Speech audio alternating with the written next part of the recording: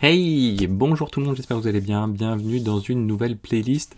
Et comme toute nouvelle playlist, j'aime bien faire une petite présentation du programme global pour bien recomprendre dans quel contexte on essaye d'évoluer, de se former et de s'initier à une technologie.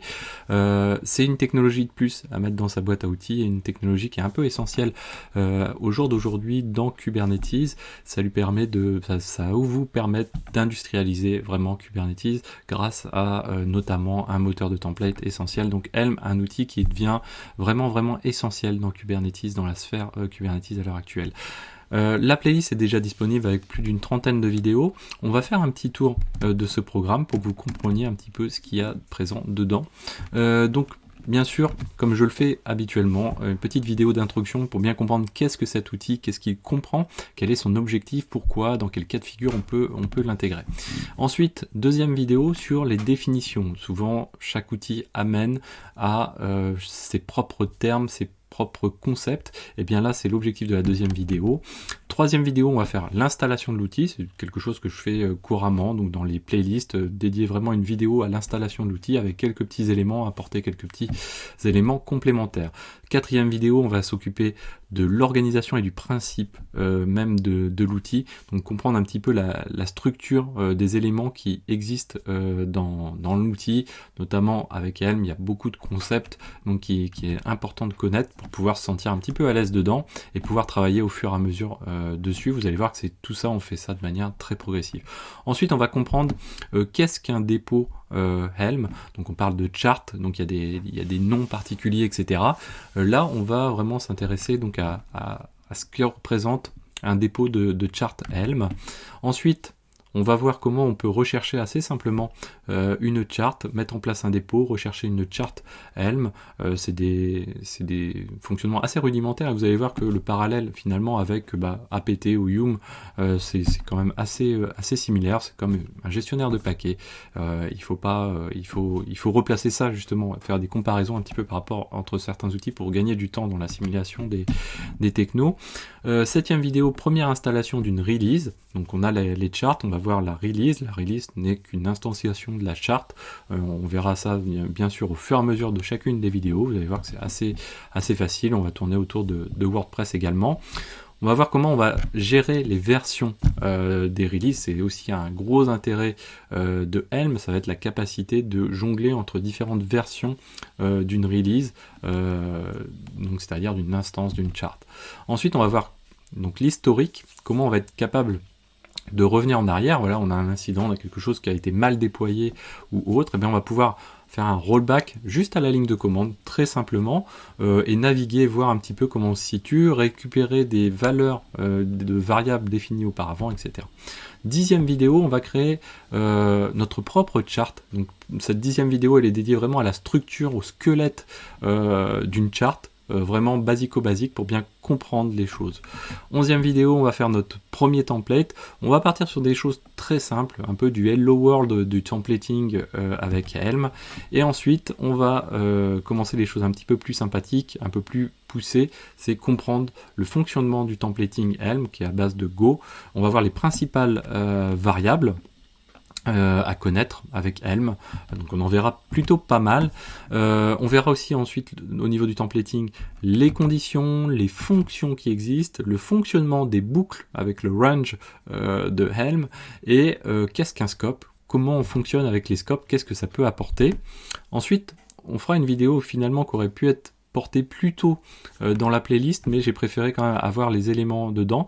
Mais si vraiment vous voulez vous rendre compte du plus fort intérêt de Helm, c'est la vidéo 16 qui permet de bien comprendre l'instanciation, pourquoi Helm est aussi puissant ramené dans un cluster cube.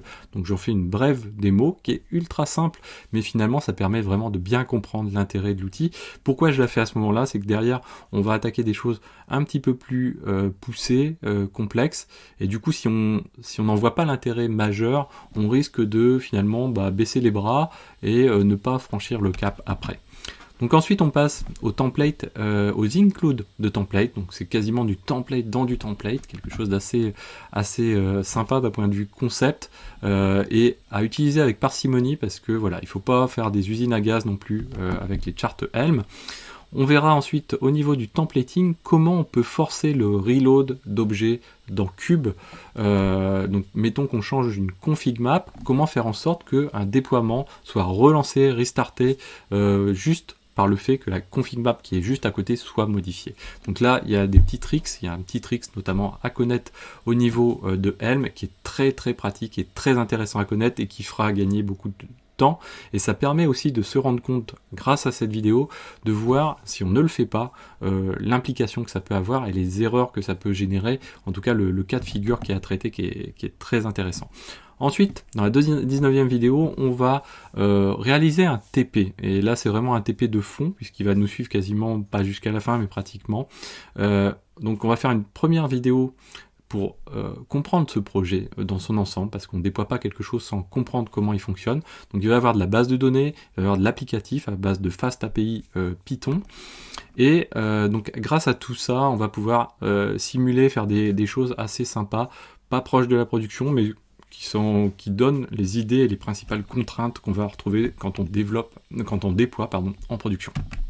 20e vidéo, on va s'intéresser dans ce TP donc à la création de l'application et de son image, donc l'application en Python, qu'est-ce qu'on met dedans, parce que c'est important de savoir un petit peu comment on gère les configurations par exemple, comment on crée l'image Docker, comment on la push dans la registrie Docker, avec le Docker Hub.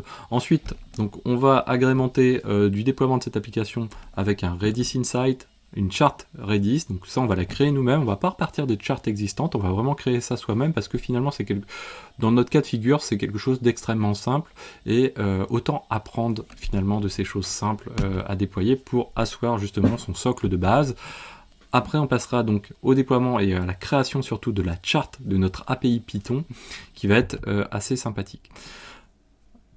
Pour faire un petit break par rapport à tous ces TP, on va s'intéresser au repository, donc les dépôts spécifiques à Helm, comment on crée un dépôt spécifique à Helm sur GitHub, un dépôt privé, comment on l'installe, comment on le met en place, et dans la 25e vidéo, on va s'intéresser au level au-dessus de ça, comment on fait en sorte que ce dépôt s'autogère tout seul grâce à GitHub Action, qu'il soit capable de se recalculer entre guillemets et qu'à chaque push il soit capable de réaliser, et ça c'est vraiment quelque chose qui est essentiel quand on met en place un dépôt privé interne, parce qu'il y a des actions qu'on va pas vouloir faire manuellement, sinon on n'en finit pas, et si on travaille en équipe, là on n'en finit vraiment pas, donc il faut avoir ce style de process de mis en place.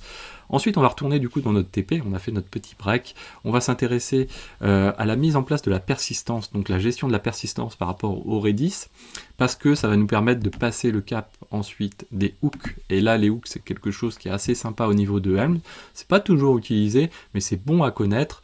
On va l'utiliser dans un cas de figure qui n'est pas forcément le plus intéressant, mais néanmoins ça va être sympathique, c'est-à-dire que lors d'un upgrade d'une charte, d'une release Helm de notre Redis, on va faire un backup de la base de données.